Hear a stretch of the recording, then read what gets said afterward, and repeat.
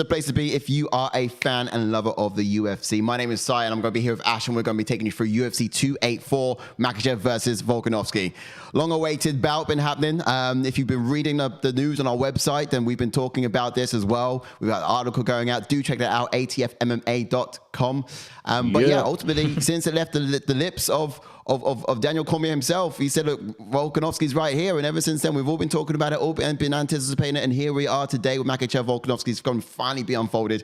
And we're going to get into the absolute thick of it from the very start of that main card up until the main event itself. All the breakdown, all the detail, not telling you what to think, but ultimately teaching you how to think when it comes to this whole breakdown and predictions and finding out what people's fighting styles are all about. But yeah, as I said, I'm joined here with Ash. How you feeling, bro? How you getting on? Yeah, how's your week? good, mate. I'm excited for this one. Yeah. Yeah, that was a lovely intro there. I love that. Oh, yeah, man. It's exciting, right? It's exciting. And the website's in there too. Plug. Yeah, exactly. So, obviously, shout out to Angus, obviously, doing bits on the website. So, love that. Yeah. But yeah, obviously, champ versus champ. What can you not love apart from Dana getting, obviously, Islam's name wrong? Well, not even saying it. But yeah, crazy. Man, yeah, I know. I mean, has there been any changes to this card? Has there been anything about it in the last couple of weeks or so? That's because there's been a lot of news in the press, right? We've all been talking about how this hasn't got enough hype, you know. But yeah, I'm, you know, they take the Slap League's got more hype than this, and it's just been almost being completely back shelved almost when it comes to promotions. Do you agree with that, or do you think it's a logical reason to it? Yeah, it's obviously a few bouts have fallen out from this card, and obviously there would have been fire. Obviously, yeah, I know a while ago, obviously Robert Whittaker would have been on it again against Costa. That would have been a great fight. Yeah. Would have made this card just that little bit better, but nonetheless, the card is still stacked. A lot of people are doubting it, but yeah, it's still a great card.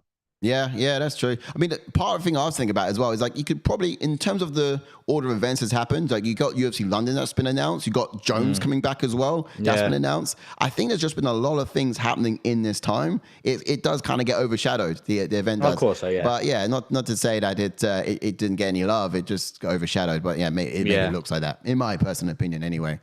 But look, let's get into the fight card. Everything we've all been waiting for. So we're going to start with the very main event and work our way down. I think the main card. But first and foremost, Ash, let's give us a run through as to what it's looking like from the card, from the bottom to the top.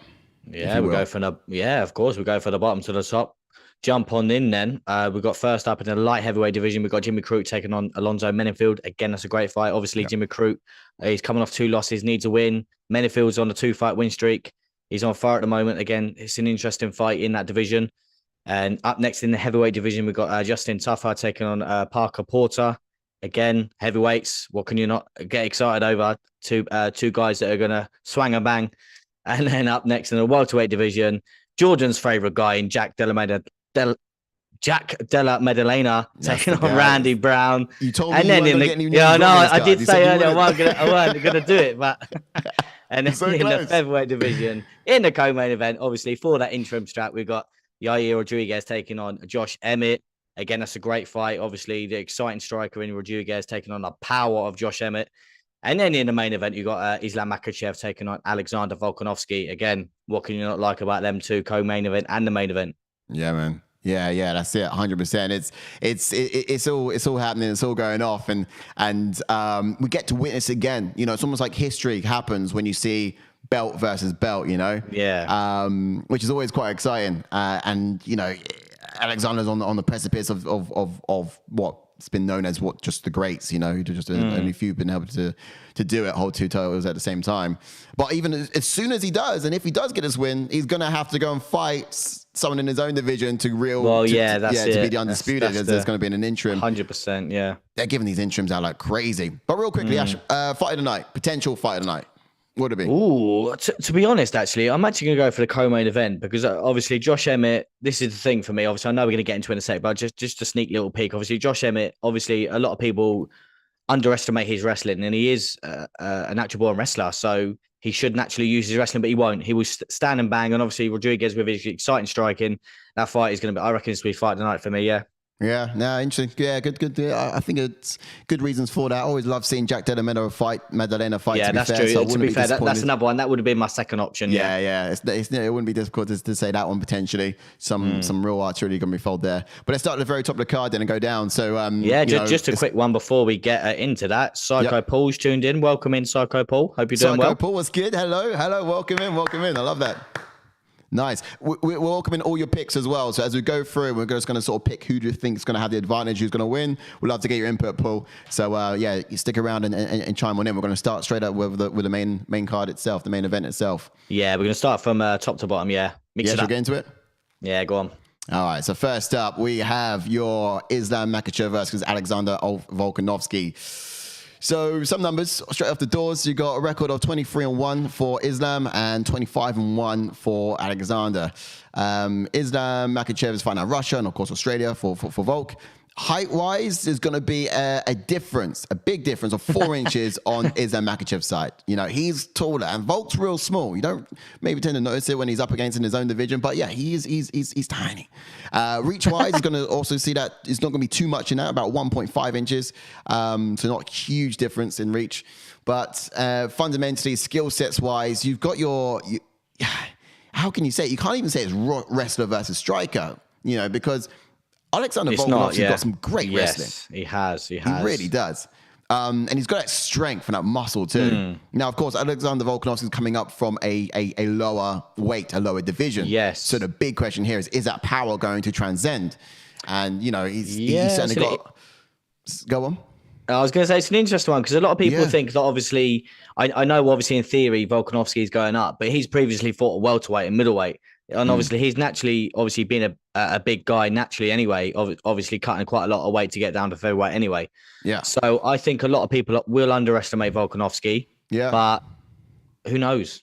And here's the thing though, this is what people when people talk about weight bullies, you know, it's the likes of people like Volkanovski that really cut down to those weight classes in order to sort of like be the best. Yeah, like Islam at lightweight though as well.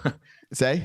Like Islam at lightweight as well. Oh, yeah. Well, there you go. You know, well, this is it. You know, people are cutting down and I think when it does come to this particular the matchup, I mean, let's have a look at some of the striking. So if it does remain standing, you can see here, landed per minute, it is Volkanovski because purely the striking, the fighting style of Islam Makhachev is to get it to the ground. And of course, be grappling and holding his opponent still. Like nullifying him would probably be the key word I look for there, to be fair. Volkanovski, he's a bit of an all-rounded fighter, isn't he? So he's great in the wrestling, he's great in the stand-up as well. That power is there too.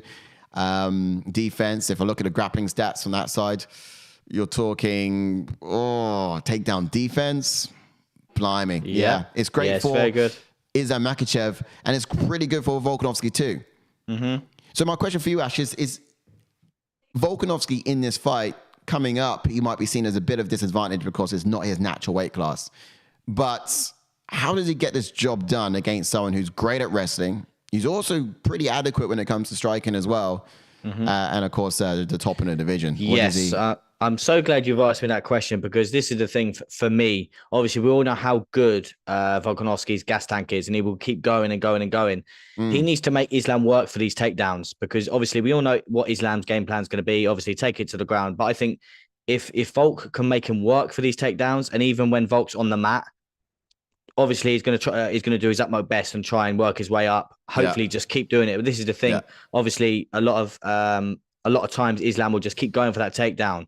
But I think Volk will always be in that fight, no matter how many times he gets taken down, he will still get up. And obviously, I believe in his gas tank that he can. Obviously, we all know he's going to go 5 rounds. If it goes that distance, who knows? But if he can keep either stuffing the takedown or even make Islam work for the takedowns, and it gets into them later rounds, Islam's worked for them takedowns all through like 3 rounds. Who knows what could happen in rounds 4 and 5? Yeah. Honestly. See what matters most for me here in this, it's that takedown defense.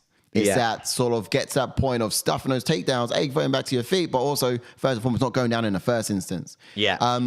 I can't remember the last fight Islam Makhachev was able to win without taking a guy to the ground. It seems to me like that's that's a very important part to his fight strategy. If he's fighting someone, he has to at some point, round 1, 2, 3, 4, 5, whatever it is, have an interim or period on the ground so he can chip away at him, do his work, wear at him, and get up on the scorecards. And you know, if you have a defiant opponent who's just not able to get in that situation, or is able to like just focus on keeping on his feet, it would actually take very little in order to sort of to win that, you know? Yeah, 100%. Yeah. Just quickly before you jump on in, let's get to a few chats. So obviously we've got Taylor in. Welcome Young, in, what's Taylor. Good, bro? Thanks for your Welcome comments, in, bro. T. And then Breezy, and I'll get your comment in a second. And Imran Khan, we'll get you in a second as well. All welcome in. Taylor Young says, I think Islam is more likely to win, but I'm picking Volk for the upset. I think it will be closer than a lot of people think. This is what I was saying just a minute ago about if Volk can make Islam work. Yeah. Who knows? Get rid of that one for you and get to the next one. I think Volk's strength will be very surprising. Indeed so. Like I was saying, obviously, before, he's been quite a big, obviously, been in the welterweight division and middleweight division before. Yeah, obviously, Breezy's saying, hello, guys. Hello, welcome in. What's up, Breezy? Welcome in, man. It's good to have you. And then Imran Khan will be chilling with you guys for this pound-for-pound showdown. Love that. Let's go, Imran. Love that. This is a place to be if you're a fan of UFC. But as we always say over here, don't watch alone, watch along. That's going to be this Saturday. Yes. Tune on in. And then Breezy again says, come on, Volk. The main mindset so far has been fantastic. Yeah, so I'm saying you can never test his mindset. It's crazy. It is really good. This is what I'm saying. Like, are you surprised he didn't step up sooner? Would he have done it if Charles Oliveira was still in that seat? Would he have done it against Charles Oliveira? Yeah, 100%. I think he would put. I think this fight is more interesting than the Charles fight because I think. Yeah.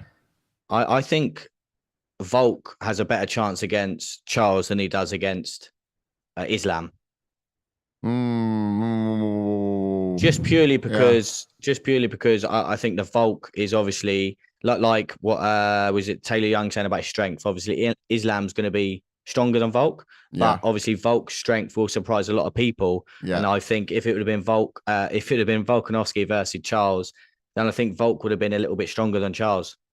These Dagestani wrestlers as well, like it's not even a joke. Like there's a sort of strength they have. It's in that sort of, you might not see it physically in terms of muscle mass, but that sort of twitch fiber muscle strength that they've got. It's almost, the grips they have are stronger than, you can imagine. It's nuts.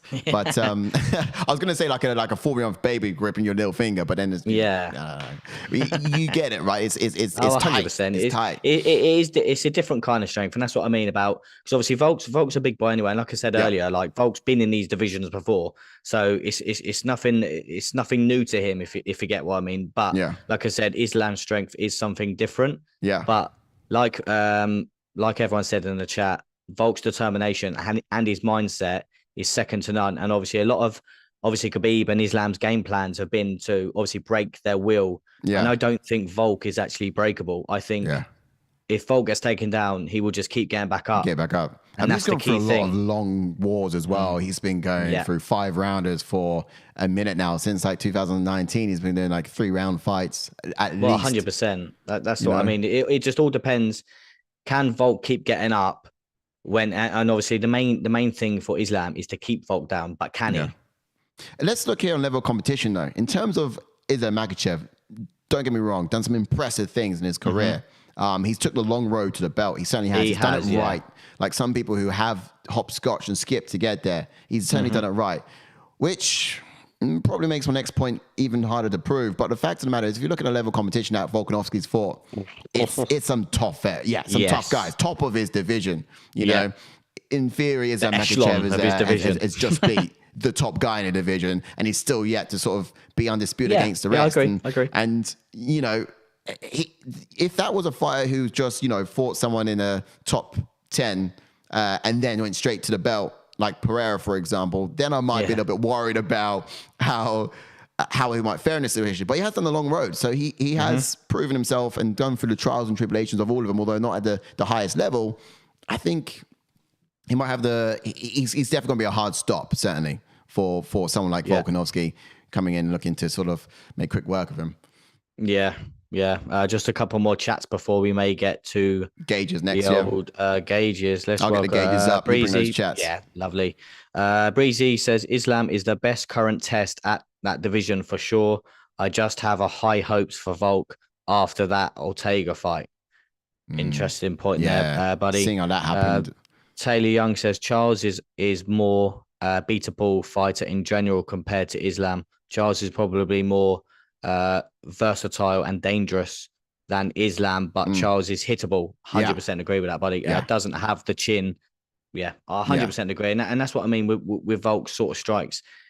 I think this is the thing for me. If obviously, as I said a second ago, Islam has to keep Volk down. If Charles was, for instance, to get Volk down, I think it's easier for Volk to get up Yeah. against Charles. Yeah. So True. and 100% on the feet. If Charles could have stayed standing with Volk, I think Volk pieces him up on the feet. Yeah. Yeah. No, fair point. I think I'm just going to point this. I've got the gauges up here, and both the fighters are here. It's probably the only place in the whole entire UFC or world that you'd ever see Volkanovski bigger than Makhachev. So I'm just going to shrink that size down a bit. So there we go. That's a bit more realistic. Yeah, while you do that, the last couple, whenever we get into the gauges, Taylor Young says Islam has been saying he wants to strike recently. But this is the thing, T. Like, obviously everyone compares, Islam to Khabib. I think when you compare the two, Khabib, whenever he starts a fight, looks for that takedown straight away. For Islam, he's happy to strike. And we saw that in the Charles Oliveira fight. He was happy to stay standing until he got close for obviously either tying him up against the cage or obviously Charles pulling guard. Yeah. Islam is a lot more patient than Khabib. Like, he will stay standing for as long as need be. He won't rush the takedown like Khabib would, if you get what I mean. He will stay standing for as long as is necessary. And if Volk pieces him up on the feet, then obviously he's going to shoot for the takedowns. But yeah, I think Islam is a lot more patient on the feet than Khabib ever was. Yeah, that's a fair point. He is, and that's why they say he's like sort of Khabib 2.0, right? Yeah, because obviously his striking is obviously a lot better than Khabib, and yeah, so who gets striking here, Ash, on the gauges? Striking for me is going to go to Volk. Thank you. Yep, I was worried about where he's going to go after that. Oh, no. That little Volk bigging all up day he did long. there. All right, and grappling. Well, it's got to go Islam for me. Even though I'm not discrediting Volk's wrestling and grappling, but it's the strength. The strength's going to be key in this. And now, here's the thing as well. Power. When it comes to the power, are we banking on Volkanovski's inheritance? Or this is the thing. I don't think I've ever seen Islam flatline anyone. Yeah, you know what I mean. It's been TKOs. I've seen that Volk. Was Gleison Thibault, but that was like UFC 220 some years back. That was a KO punch. I'll tell you what. Quickly, while we're going for this, we'll skip this one. Chat. Let us know. T Breezy. I would go Volk with this one. Let us know. I still trust in Volk's power despite going up. I think it does transcend for much of the points that you mentioned earlier. But yeah, we'll see what people go on that one. Speed. Volk all day long. Yeah. Yeah. Let's get that right. Here we go. And then, of course, cardio. Volk all day long as well. Volk, yeah, okay, that's a good point. We've seen Volk do dicey now, isn't it? We have. Yeah. Volk literally, finishes a 5-round fight and he's like, right, who wants to go for a triathlon? Yeah, exactly. That's what I mean. Yeah, 100%. Well, a couple of chats and then we'll put the strike in. Please. Breezy's saying his primary game plan will always be submission, and that's obviously referring to Islam. Yeah. Taylor Young says Volk 2 close fights and 1 dismantlement, obviously, of the Korean Zombie. Still sad about that. Of Max are far more impressive than Islam wins. 100%. Yeah. And again, just goes on to say striking, maybe power, cardio, and speed for Volk. So agreeing with the power for Volkanovski there. Yeah. So you still have faith in that? And then Breezy says Islam has what he needs, though. Yeah. Oh yeah, exactly. He has the grappling. That's what I mean. We give everything to Volk, but Islam has that grappling and bosh. Yeah. I can't remember what the gauges looked like when we did this for Makhachev and Oliveira. I think it sided with Makhachev still. I don't know. Striking, we might have gone for Charles. Charles was striking. Would have gone strikings. Power would have gone. Grappling would have gone the other to blue corner. Yeah, that's true. Yeah, but yeah, I'd agree with power because I've seen Volk hit people with more power shots than Islam. Because obviously Islam's predominantly the grappler and a submission artist out of the two. Cool, yeah. Only one more question to ask you then, Ash, before we get into the next ones. Does this go the distance or does it stop? This is the thing for me. Like, I'm actually torn on this one because, like I explained earlier, like if Volk's hard to keep down. Yeah. And I'm saying that, but I've never seen him against obviously someone like Islam that predominantly does hold you down. Yeah. So it will all depend out of that first round. If Islam gets the takedown and Volk can keep getting up. Yeah. We're actually in for an interesting fight if Volk can keep getting up. Yeah. But can he get up? That's the question. This is it. And that's just such an interesting question. Can he get up? Here's a big question as well. If Volk holds the belt for the lightweight division, what happens to my boy Beneil Dariush? When is he going to get his shot? That's 100% it, man. But that's the thing, You're mate. going to put the whole world in front of him again. All right, so let's go it's back an then. Interesting question, mate. Yeah, let's go back then to here, and the world's going to change if Love your comments, guys. Love it. done. Keep on coming in. Love your thoughts. Yeah, certainly. Keep it coming. We're going to get into the co-main now. And of course, we're going to be looking directly down the barrel of Yair Rodríguez versus Josh Emmett.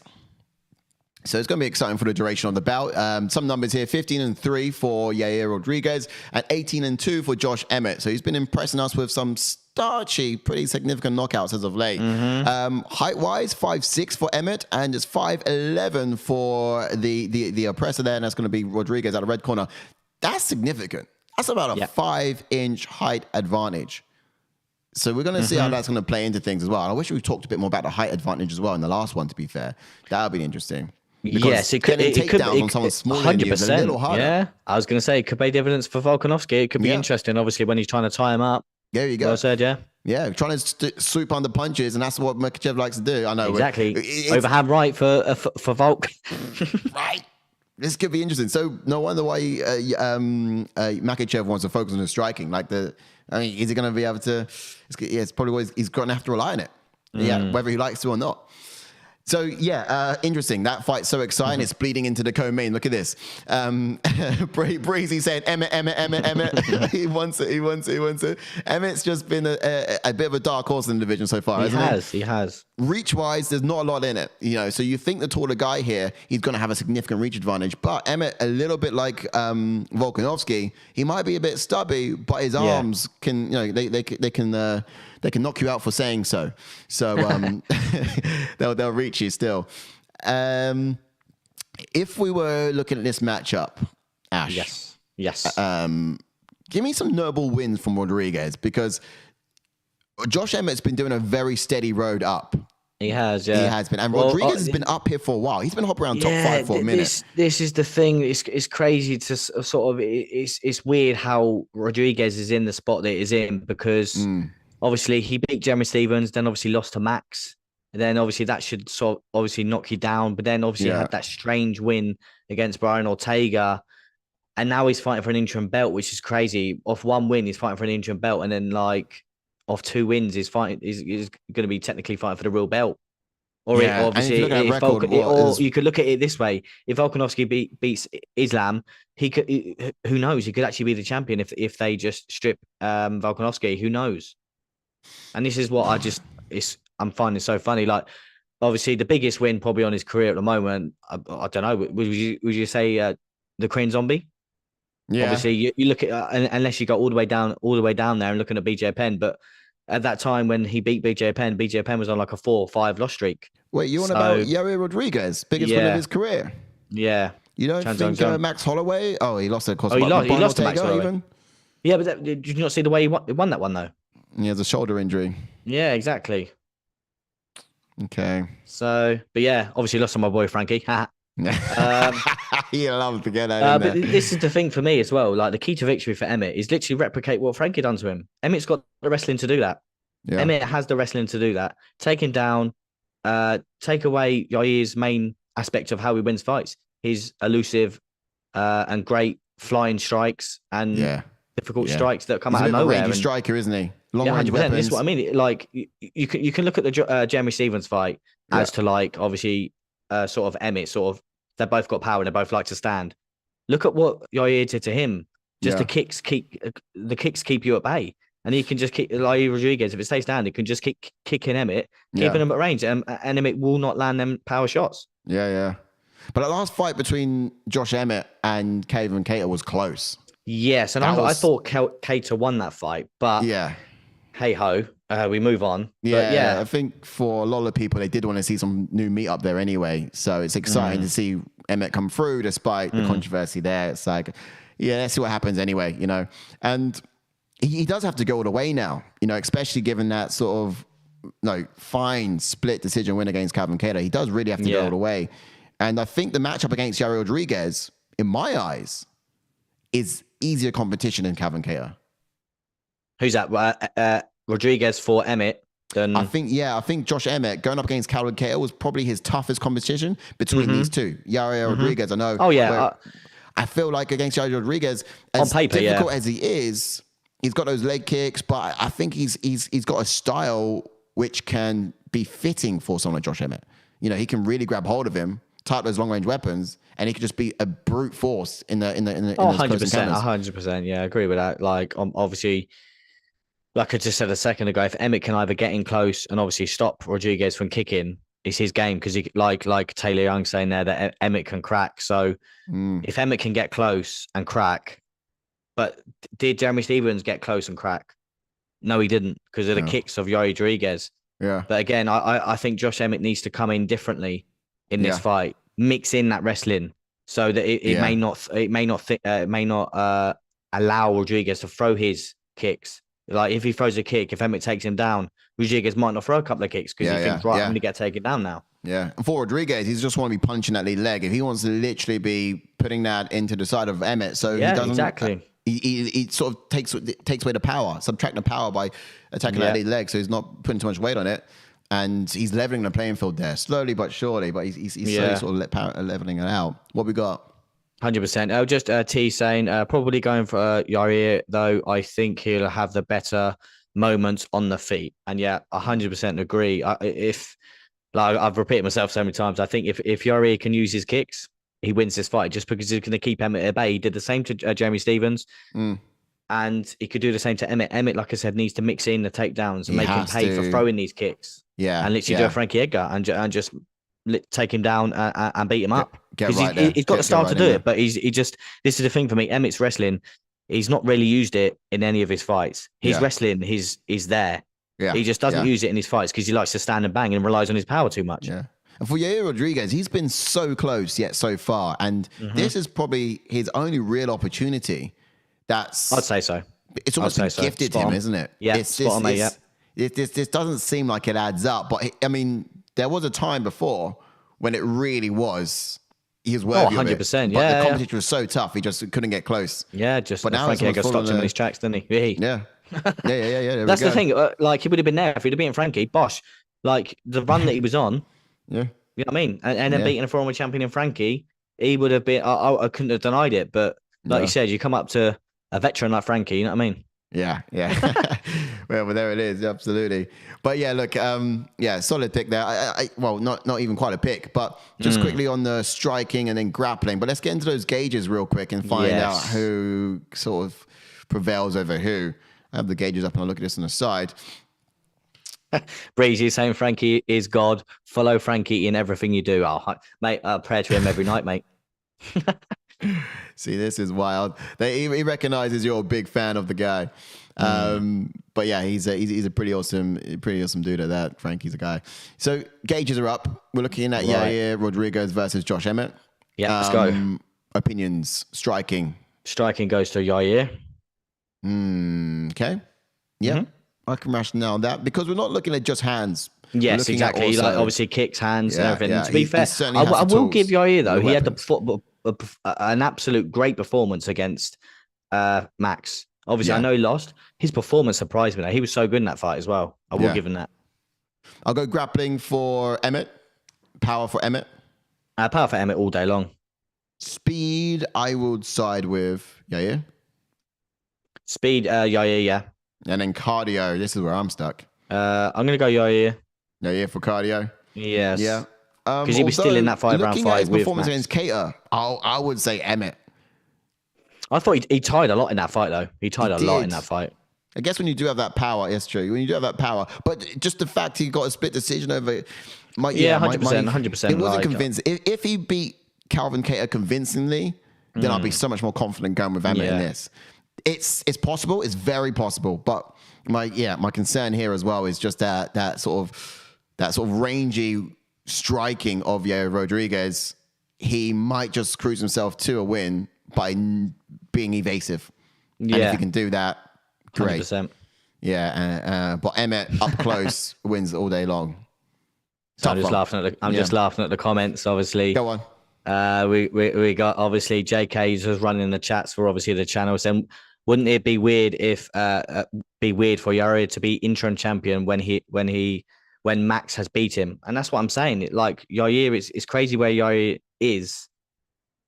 how he is. Like, I'm stuck for words to where he is. Obviously, beating Brian Ortega in the way that he did, and now he's there. And obviously, Max being like, there's always that one guy in every division that is the best in the division that isn't champion. And you look at someone like Robert Whittaker that gets better and better and better every time, but he's not champion. Max is that guy in this division where he gets better and better and better and every time, but he's just not the champion, if you know what I mean. And Breezy goes, no, because once Almighty Allen beats Max, he can smash Yair. Yes.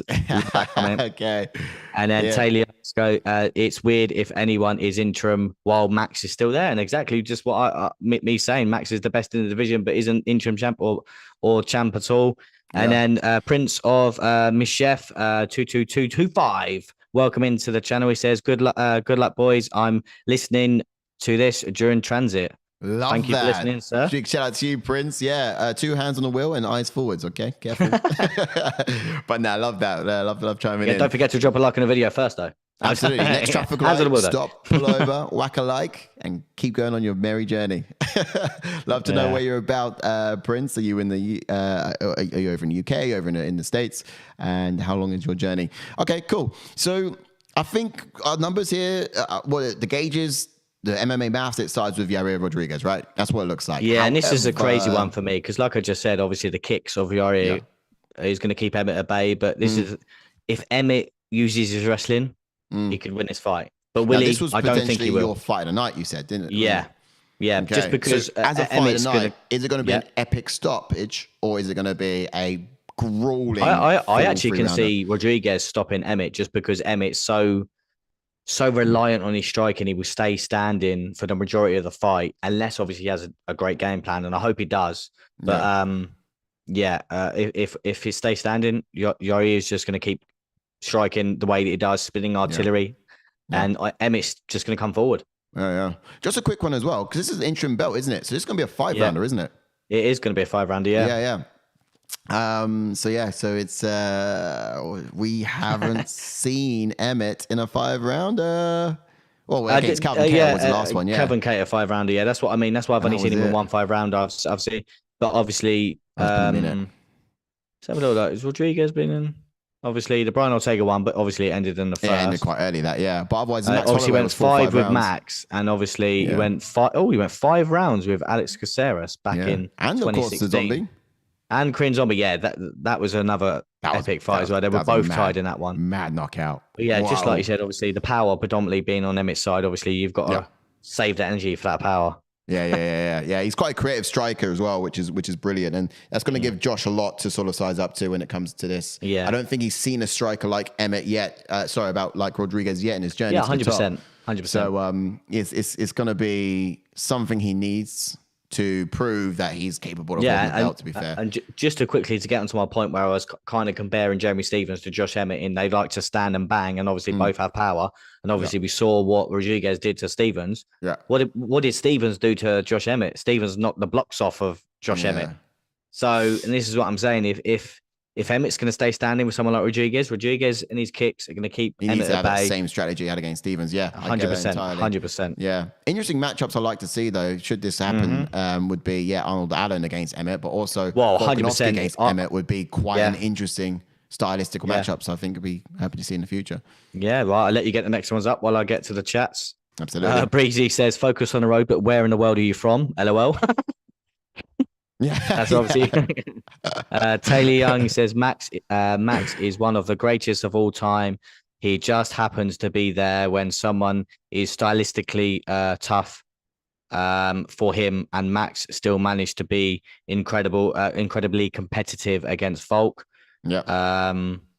And then says I think Emmett cracks and finishes. Ooh. Obviously finishes Yair. Taylor Young says Max is also a bit past his prime, says Taylor Young. Oh. Breezy says he's not even in his prime. It's Father Time caught up with him. Yeah, he's not even in his prime night of a peak early, but Max is like 29, 30, isn't he? And then Taylor says he is 31. Breezy says that's the edge of the start. The start of his prime, really. I think he's got loads more to come. Okay, yeah, great. Because I read Coke there and I was thinking, was it? Yeah, no, I didn't read that because I saw him. You did a good job on that one. Figured that But one yeah, out. so great chats. Love it. Yeah. Yeah, look, yeah, Parker, and he's got a real cute family, Holloway, hasn't he? So yeah, it does sound like he's sort of nestling down a bit, and it gets demoralizing when you sort of go to the very top of your capabilities. And you just keep hitting that same brick wall that keeps putting you in place. 100%. Yeah. Yeah, it's tough. But look, on to the next fight on the card. For me, my potential fight tonight. So if you could do that, not the one staked on it, but I think there's going to be a great show of dexterity here, striking wise between both fighters, Randy Brown and Jack Della Maddalena. Now, of course, on this card you've got Maddalena in the red corner, 13-2, and Randy Brown in the blue corner, fighting for Jamaica, 16-4. Yeah. Height wise, the distance here, you got 5'11" is the height for Jack Della Maddalena, and 6'3" for Randy Brown. I was just about to say, if that's 5'3", these are all wrong. Yeah, my eyes deceived me for a second. 6'3", thank goodness I caught that in the last second. But yeah, so he's going to be a little bit taller, not drastically, but you're talking there about 4 inches in height, and in reach, that's going to be about 5 inches. So that's where it's really going to be paying dividends. But when you got a great striker like Jack Della Maddalena, we're going to get right into that. Does reach matter? I've seen some great strikers, great boxers, great movers that can make long-range strikers. I think we saw some in the last cut as well. Just look like they don't have the range advantage at all. It's because they control the range and they're in and touching you at will. It's overpowering and it can look quite good. So we'll touch on that in a second as well. But Ash, first thoughts for you. Go on. Is this a big step up in competition for Jack Della Maddalena? And yeah, 100% it is. But I think it's still a good fight for him because obviously Randy Brown likes to keep it standing. But Randy Brown, like you just said there, the reach advantage. And he's one of the fighters that will use his reach to his advantage. But like all the comments are flying in the chat, Jack's boxing is so slick. And like you said, I think he will find a way to get past that reach advantage and past that jab of Randy Brown. Yeah. What's the toughest competition Jack Della Maddalena had before this fight, before Randy Brown? What do you reckon it's... what do you reckon it's... Was it because Danny Roberts was his last Ronaldo. one.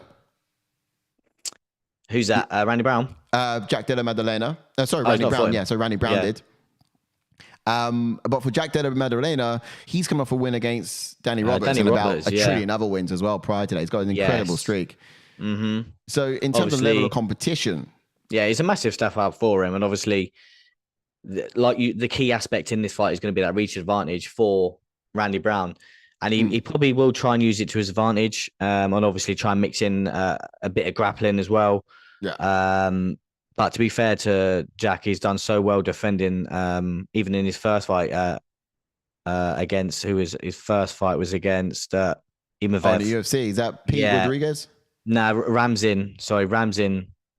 Oh, yeah. Okay. Yeah, and obviously he's predominantly quite a decent grappler, but again, Jack did so well at getting back to his feet in that fight. And again, Imavev, had him in all kinds of trouble as well, but getting back to his feet. So you got to give it to Jack. And two performances of the nights as well from Jack Della Maddalena. So he's not just getting the job done; he's doing it early. He's doing it really impressively. And I think you can hear when the commentators are talking about this guy, he's oh yes, yeah. It was JK's one to watch for the front end of this year. Yeah, it was a great one at that. You can see why, because he's striking so crisp, and it's a tough one for me because like we keep saying, we could go back and forth. It is 100% a step up in competition. Yeah, and it all depends if Randy Brown can keep him at bay, and obviously if Jack does get close, 5-inch advantage. Randy Brown he's got great grappling. Randy Brown, obviously, he can he's got them long limbs that can just literally go all the way around you. And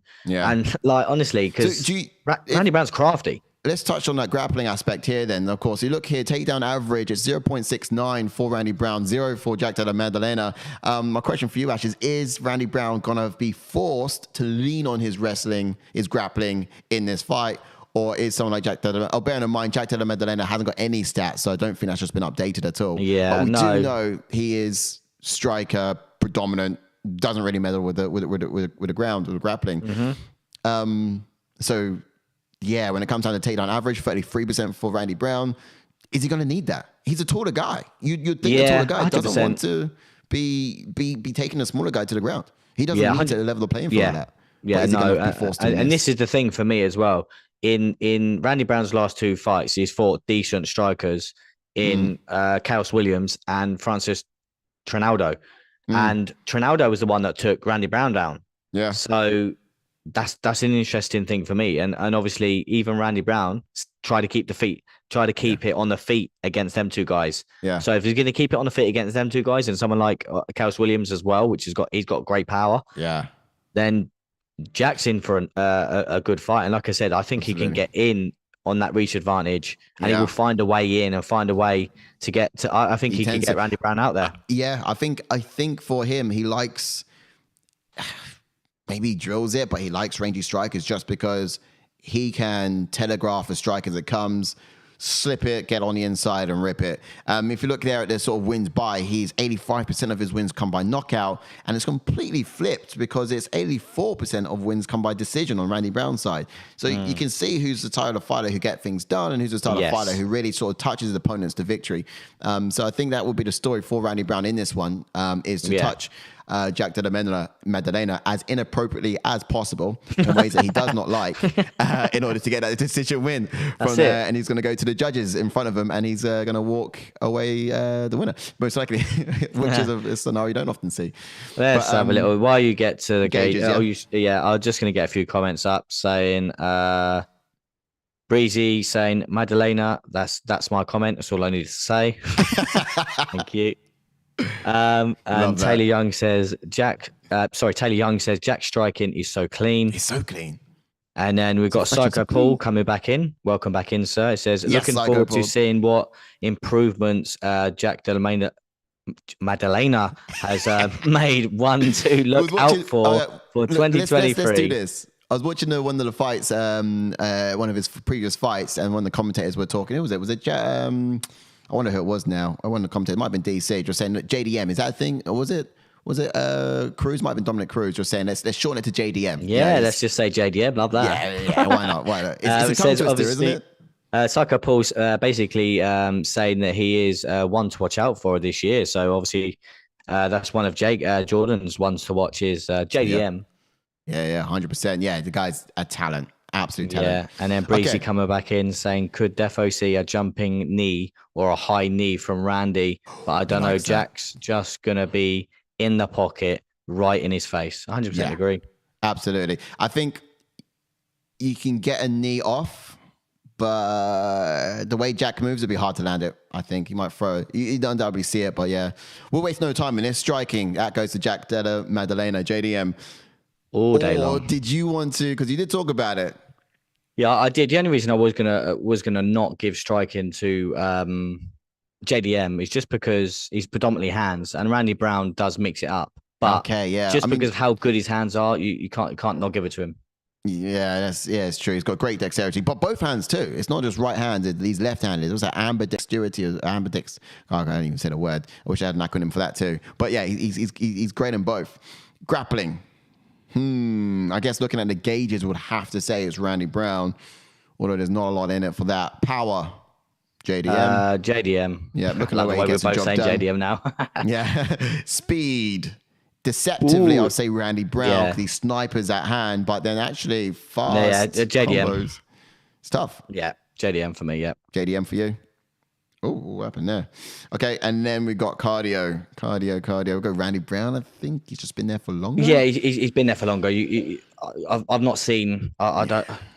We've not seen it. We've not seen him go 3 rounds, have we? I've seen him outside of the UFC do some distance, and I've seen him look good in the late rounds, but not in a while. It's been a minute. I have no doubt that JDM will be good in the 3rd round. So whilst I will go Randy Brown on that, I don't doubt JDM is going to be quite competitive up until the very end, to the bell. To the klaxon. Yeah. I lost you on sound, though. Is that me or was that you? No, it's me. Sorry. Yeah. You're back. Yeah, so I mean, that's what I have to say there, to be fair. It's cardio, I sit with Randy Brown just because I've seen it as of late. But JDM, I've seen it before. It's good. It's really good. Anyway, anyone in the chat, my one I'm probably untoo sure about is the speed. speed, I think I put JDM, but it could be Randy Brown too. His hands go a long distance, and it's deceptive. When someone can strike that well from that far away, it looks good. It does look pretty good. Do you want to chat, Oh yeah, some chat 100%. buttons and Yeah. I'll read them out as they Yes. come up on screen? Let's have a little look. So we've got Psycho Paul saying, let's not go with JDM. I like to watch you struggle getting his name out. Yeah. This is Psycho Paul, this is the thing. Before we come live, I was going, Della. I was saying it correctly. And then as soon as we come live, it's gone all tits up. It's just a tongue twister. You know the name, you can say it very well. It's just when you say it fast after the middle name, it just muddles. Yeah, it's when I say it fast, it just goes all completely wrong. Yeah. It takes a bit of extra brain power to just really focus on that as you go. We'll get into the next one on the card if that's with the chats. As long as you leave a like on the video for me for trying. Yeah. 8 for effort. Or how about like for effort? There we go. Okay, let's get it down. Going to the next one on the card. We're looking at Justin Tafa versus Peter Picker Porter. Now, Parker Porter, this guy, he's yeah. I love that, sorry. Yes. Poor Parker. Parker Porter. So, yeah, looking at a record here with these guys, you're talking about your 13-7-0 for Parker Porter. And it says 5-3-0 for Tafa. Am I right with that? I feel like it's 15-3-0 for... No, it's 5-3-0 for Tafa. Yeah. Yeah, they're both not got very impressive records. Yeah, I mean, yeah, they're quite close in numbers, aren't they? It's just I thought Tafa's been around for a bit longer, but maybe I'm mixing them up with the tattoos for that of Tuivasa. But other than that, yeah, you got the height advantage to none of them, actually. They're both exactly the same height, and then the reach advantage just by 1 inch over to Parker Porter. This is an interesting one. I've watched this one back, a couple of tapes on these guys as well, and as scary as Justin Tafa looks up close and patient, you know, he's a big guy. He's got a lot of power. And he's never scary. It's almost like Francis Ngannou, like a scary in Francis Ngannou is a patient Francis Ngannou. Do you remember learning that in school? Yeah, we all learned that. Yeah, that is literally, so you get into MMA, a slow and steady patient Francis Ngannou is more scarier. Yeah, exactly. That was 5th grade right there. We learned that straight up. But yeah, the point is, you know, you have that sort of patient approach with someone like Tafa, and when he is, he's very scary until when he throws a miss, then you kind of see that you know it's you get the job done. But in someone like Parker Porter, for his weight class and his size, I'm impressed with his agility, bro. He's got he moves well. He does move well. Yeah, he moves well. He's got some pace as well. You tend to notice he sort of strikes, resets, but he constantly sort of gets his energy back enough to sort of keep on you at least. So this is the first heavyweight we've seen on here on the card. Are we going to expect bombs, banging, knockouts? I can say, look at the history. They've gone to decision, haven't they, Porker? Yes, that's what I was about to say. Like you said, Tafa is more likely to sort of brawl than Parker. But Parker's, it's like you just said, he's so patient. I've never, like, obviously he strikes, resets. Doesn't like to sort of brawl, but Tafa will brawl. If you get what I mean. So I'm hoping that they do kind of, hopefully Parker just says, screw it, let's go. Yeah. Because I'm hoping Tafa makes him into that mindset, but I don't know. It could be literally striking, reset for 3 rounds, which I hope we don't see that, but you know. Yeah, I mean, it might be it's a victory if he resists the brawl from Tafa, because he likes, you're right. The thing is with Tafa, he's scary, quite patient, and then he does get to a point into the fight where he does broaden his hands to go. But that's when you sort of realize that, the power is scary, but the accuracy is not always there. And that's what sort of relieves you a little bit, and then you can sort of start picking him apart at will. Yeah, 100%. Depending on your fighting style anyway. But certainly he does come in very intimidating until you start seeing his gas tank exposed. His cardio sort of, you know. So the distance, it's on the main card for a reason. So I hope we see a knockout because yeah, that could happen. The thing is with Tafa, he doesn't really have any power after the first round, does he? And that's the state of his cardio. And the good thing with Parker, he does have very good cardio. Parker does. So if he gets out the first, I think he could take the fight. You know, in theory, he doesn't really have to look out for that power from Tafa. No, that's it. Yeah, like I said, he sort of gets less scarier, but you just got to get over that initial hump. So let's look at the striking here. So if we look at, it's pretty par for both of these guys. Significant strike wise, there's nothing in it, no big difference. And then grappling wise, you can see who's really tested the ground. It would be someone like Parker Porter, who has done that. However, it is your Tafa, who's 100% defense. Go on, you want to get something out? Let me hear it. Breeze is saying, hang on, hold up. Important. Where can I get that mug? He was on about he was on about this bad boy here, weren't you? Look at that bad boy. Go on, let's get it on screen. Let's have a look. Look at that, man. I'll get it back on there. Look at that. Look. Set the screen. Bit more over, bit more center. There it is. Yeah. There we go. Look at that. Yeah, now. The old ATM. Well, that's one of Ash's knockoffs. That's sold on my Del Boys junk sale. This is we can get you one though. I can. We're trying to work out an official production line. At the moment, we've got a few prototypes coming through, and Ash just keeps printing out these knockoffs, which aren't in line with. It's like. Okay. Yeah, these guys are trying to like do the official way, and I'm just coming out with like stickers with ATF stickers on and whacking it on a mug. that one's actually that one's a proper one. That is proper. Yeah. I'll get you one though if you want one. I'll get you one. Dishwasher twice and it'll be pure white though. Not been washed. Yeah. don't want to ruin it. It's one of those ones, when you touch a celebrity's hand, it's I'm never washing his hand again. Yeah, exactly. Yeah. But if you want one, mate, I'll get you one. Yeah. Half price. Get your cups. Mate, you're the man for the job. That's it. Yeah. Just meet him around back in the alleyway and he'll sort you out with his other dodgy dealing items like knock off Nigel CDs. That's cool. Right. Love that, Breezy. Let's get those gauges up for these two bad boys here in the heavyweight division. Striking wise, what's your thoughts? Who gets that? I'm actually going to go Parker Porter for this one. Yeah. I'll agree with you. Grappling, who gets this? Oh, Jesus Christ. It's got to be Parker. I would actually say Parker because I've actually seen him go for takedowns. And the numbers on the other pages it mixes it in a lot more. Obviously, I would Tafa give power to Tafa though.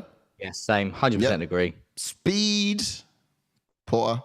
I'm going to go Parker Porter, just because, like you said, in and out, and he's actually quite athletic for his size. I have to give cardio 100% as well. Yeah, same. Yeah. Well, look, it's pretty much a landslide almost. Got like one over there on power. And look, here's the thing. Right, this is where MMA mass can sometimes be stifled because sometimes power can just be enough if it's placed just at the right time, and we all know that. This is no big surprise. Yeah, what's this? Just getting a comment from Breezy. Shall I just get a plain white mug and you slap a sticker on it? Love that. That's cool. Oh yes, Saeed's back in the chat. Welcome back, sir. It says. I am an old subscriber. Mustafa, welcome in, Saeed. Welcome back. Welcome back. This is the place, man. This is the place. Don't forget to drop a like on the video. Don't forget to drop a like on the video. But I'll get you. You're still new, Breezy. I'll get you a proper mug. Don't worry. It's no stickers on it. It's proper. Hand grafted. Hand grafted. Nah, just Sharpie. Let me tell you. Let's have another sip. Let's get it on camera. Whoa. Go, get up there. We'll sort some more out. I've got some. There's actually nothing in the cup. I'm just. Yeah, you've done that a long time ago. All right, cool. That's cool. We got some cups here, haven't we? Cy and JK ones, haven't we? Yeah. But yeah, okay, that's pretty. I think size of Parker Porter by looks of things, and I reckon if you guys in the chat agree as well. Yeah, I'll probably go for Parker Porter in this fight as well. I'll probably go the other way if power prevails. Yeah, it just depends if Tafa lands. If it doesn't land, then it's pick up Parker's fight all day long. There it is. Pick up. All right. I was about to say final fight in the card, but we're back at the beginning. We're right at the beginning of the very first fight. There it is. Back to the beginning. So we're talking Jimmy Crute versus Alonzo Menifield. So this one's going to be 12-3-0 for Jimmy Crute. Then you got 13-3 for Alonzo Menifield on the blue corner. 2 inches difference in height going to Jimmy Crute, and in reach again 2 inches. However, it goes the other way to the blue corner for Alonzo Menifield. So what he loses in height, he makes up in reach. Other than that, in terms of stylistically and how this fight's going to go, we've seen Jimmy Crute up against some big boys, haven't we? Some big names. Yes. And he's done well. Modestus Pagauskas, even, who's going to be on the headlining Paul Craig the prelims as well. He's won. He's beaten Michael Olusheshek. Again, he's a great contender.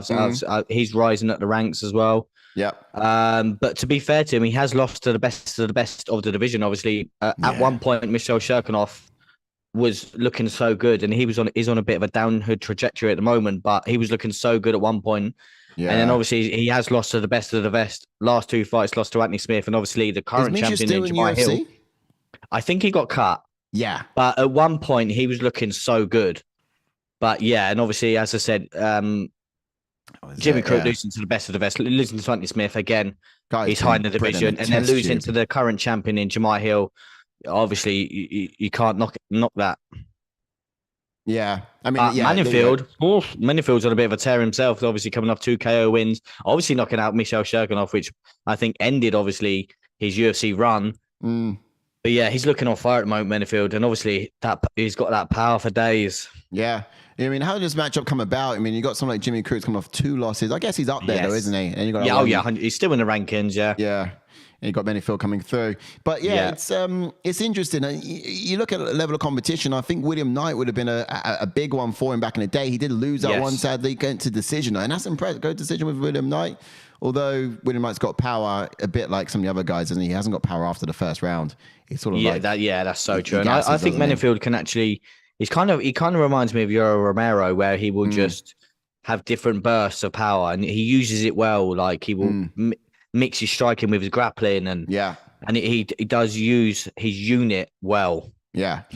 He doesn't have that sort of diversity in strikes. I tend to notice he doesn't really have a lot of different looks or different ways of throwing the punches. But the basics are pretty tough for this guy. Yeah, he's like he can't remember the guy's name now. His first win. Where is his?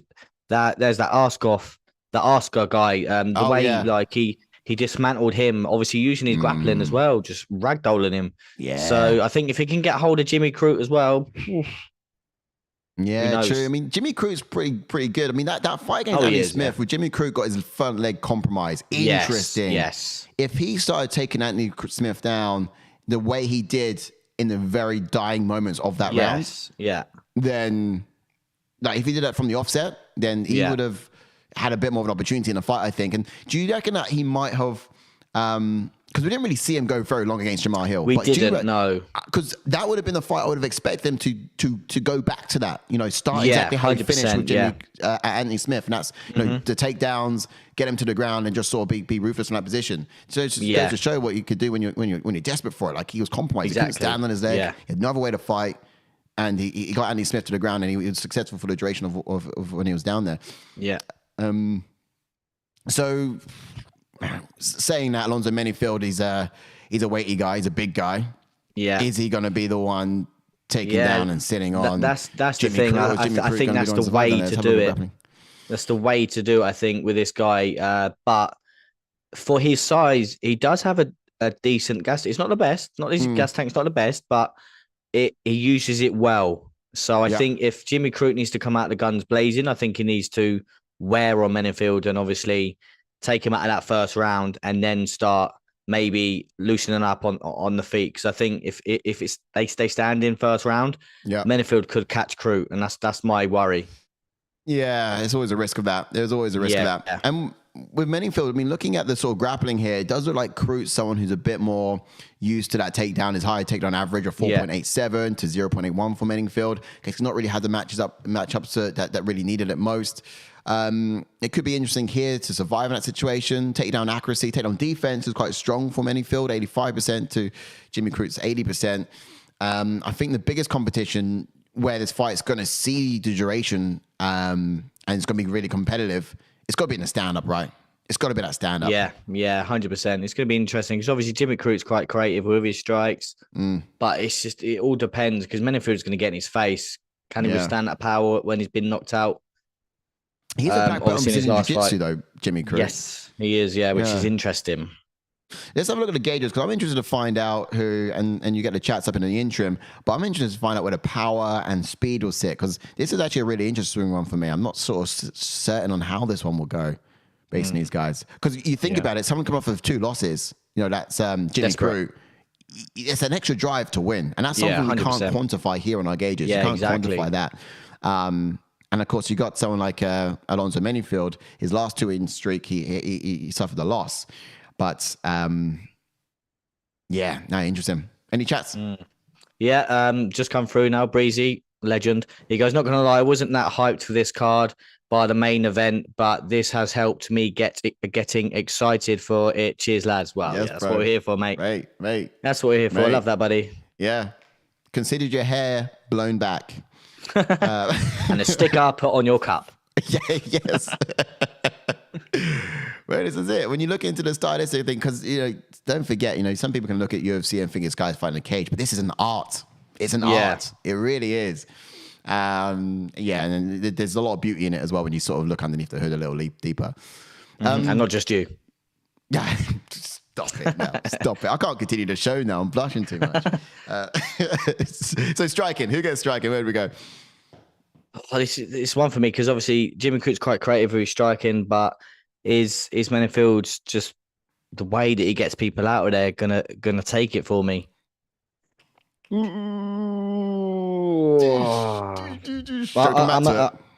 gonna go Jimmy Crute just because he throws more than Menifield. Menifield's like, this is like what the difference is. Like, I gave striking to JDM. Yeah. Obviously, but his striking's like, his boxing is so good, and obviously Menifield. I know like JDM is pure hands, but if you look at the two, JDM, his boxing's so legit. Yeah. But then obviously, you've got Menifield that is just pure power. Yes, true. No, I think I've seen a lot more kicks and a lot more diversity and different strikes and different looks from Jimmy Crute. So that's why I give striking to Jimmy Crute.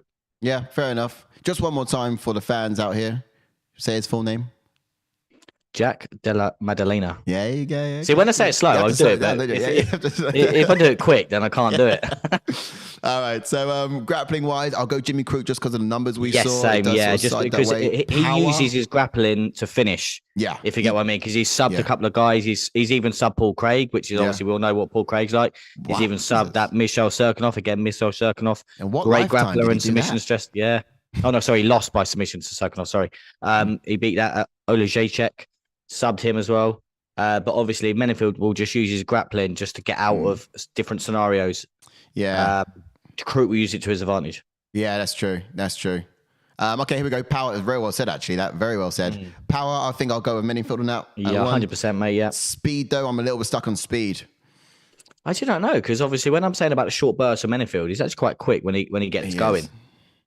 I tend to find that Crute is someone who he likes to walk into the fire. Like, he walks head on into traffic when it comes to striking. Yeah, he's got great movement until he throws his hands. And when he throws his hands, his head's still. It's like what he did against Jamahal Hill. Sorry? Spot on, like you just said there. He did the same thing to Jamahal Hill. Just ran straight into him. Yeah, I know. Right, you know what I mean? It's just like, move your head. Like, even after you throw your hands, keep moving your head. Yeah, I was just watching some tape and looking at that as well. And so personally, I'm a bit... if it's a good striker, then I sort of get a bit hesitant about seeing Jim Crute in this. I hope he is moving his head a little bit better in this one as well. But he just likes to walk into those things like it's a Pac-Man going around the maze trying to pick up white balls. Like, literally going for them. It's like, no, you're supposed to avoid them, not. You know what I mean? I love that. Obviously, just quickly, Saeed saying thank you, good show. Thank you for tuning in, sir. Thank you. Thanks for tuning in, bro. Appreciate that. And of course, don't watch along. Watch along. We've got a watch along on Saturday, so be there for that too. Yes, indeed. So speed. I'm going to go for Menifield for that one. Yeah, I'll side with you on that one. We'll do that. And then cardio, Crute, Menifield. The last couple of heavy hitter. He is, but he's probably gone more past the first round in his later fights than Crute. So Crute's gone 1, 2, 3. Let's look at the wins. 25% wins by decision for Crute. And you're talking about 8% of wins for Menifield, who does rely more on his power than he does going the distance. I'll go Crute. His fighting style. Same. Yeah, his fighting style against someone like Menifield, 100%. Yeah, I agree with that. Yeah, absolutely. So usually the power strikers tend to rely on that because they have it, you know. But obviously, if you want to, like you said there, mate, if you want to put an extra one down in the corner, down in the middle, down to Jimmy Crute, obviously must win. Yeah. You know what I mean? It's got a bit, 100%. It's almost that X factor that you can't quantify. There's that something else. and there's going to be something else behind him, but a fire up his bum trying to get it done here. So he's going to have a few different skill sets, and you should get confidence from the level of competition that he's been in the octagon with as well. Like whether he's winning or losing, he's learning against some of the best fighters there. 100%. Like I just said there, Jimmy Crute's coming off obviously them 2 losses, but Anthony Smith. That he's been in the top of this division for God knows how many years, and then now the current champion in Jamahal Hill. Yeah, do you know what? I was thinking about going to Alonzo Menifield in this one, but the way we're talking about this, and I'm actually still going to pick Menifield in this though. Yeah. So I see. I kind of because I just feel like Crute is going to walk into his fists again, like he has as of late. He throws his hands and he forgets to move his head straight after doing so. But if he doesn't do that, if he just perfects that one bit, I like his chances a whole lot more. He can mix a lot into the striking, a lot into the stuff. All right. Well, that wraps it up. I think before we do go, we're just going to go through the card from bottom to top, and Ash is going to read out the odds of each of these fighters, basically, who's favorite, who's not favorite. But I think that pretty much wraps it up in terms of where it goes here. The numbers suggest red corner. The MMA math suggests red corner. I'm a bit torn still as to whether I will go blue or with Crute. So I'll leave that with you guys to decide, looking at what we have and what we've discussed and talked about. Okay, well, I believe that... Yes, I'm just getting the old odds up now if you would like me to go through it. Yeah, absolutely. That takes us to the very end of the cards. We've gone from the very top, we've gone right to the bottom of the main card, of course. But so without going comments, man. Yeah, but also just a special mention, and I'll get his picture up here as well. Our boy, who we've known and has also been on the channel before, Modestas Bugauskas. Here he is. He'll be fighting on the prelims. So if you do get a chance to check that out, please do. He's had an incredible journey. He's on a bit of a road back to the UFC as well after being cut.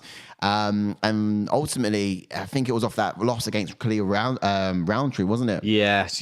Yeah, in which case injury. Yeah. So it was a bit gnarly, unfortunately.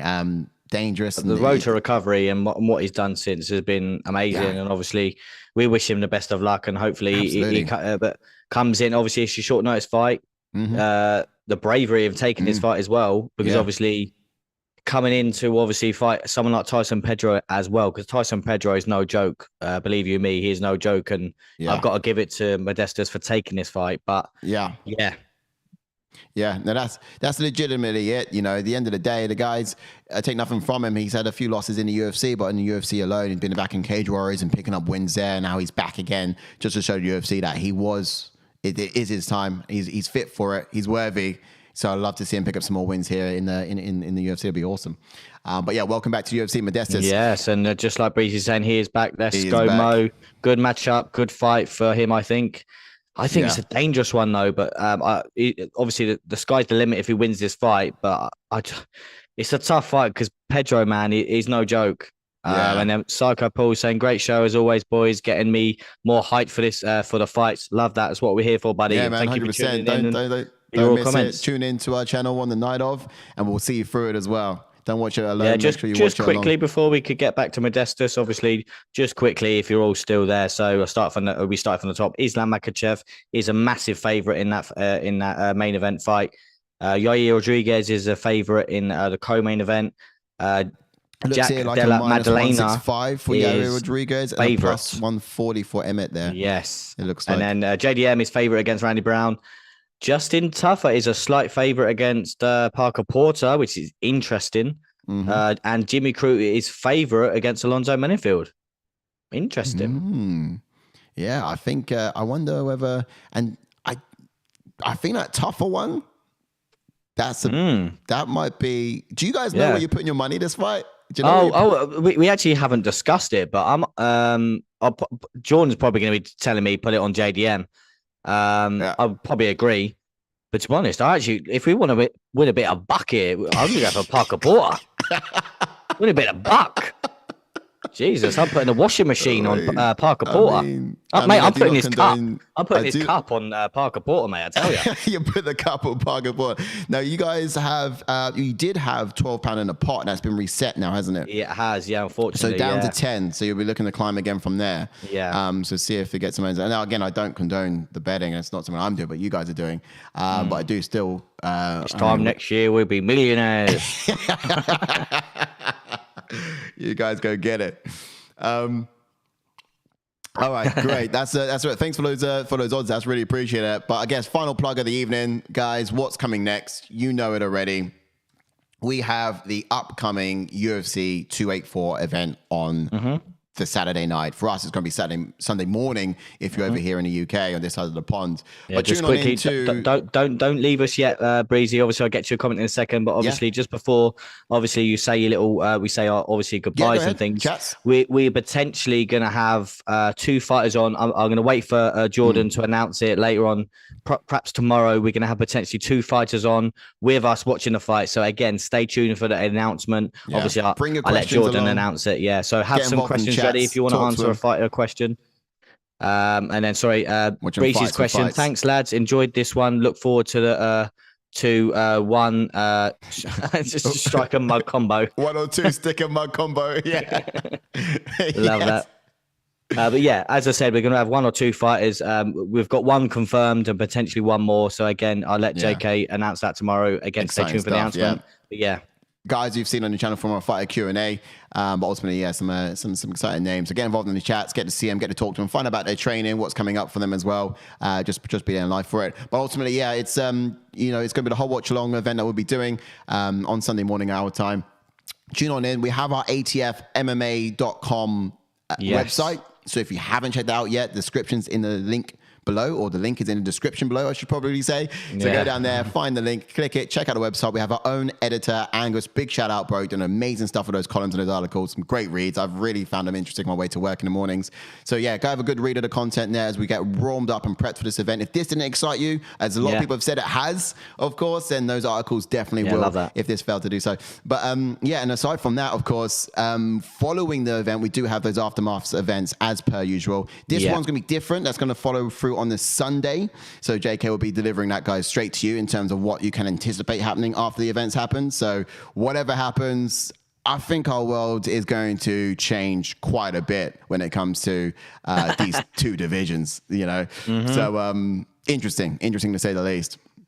And I guess that's our final one from me. And good night to everyone else. Any more for you, Ash? Thank you. No, just thank you all for your comments. Obviously, you've been amazing and love it. Love your support, and thank you again. Yeah, much appreciated. Take care. Have a great night. Don't watch alone, watch along, and just stay sexy. You do that. Bye.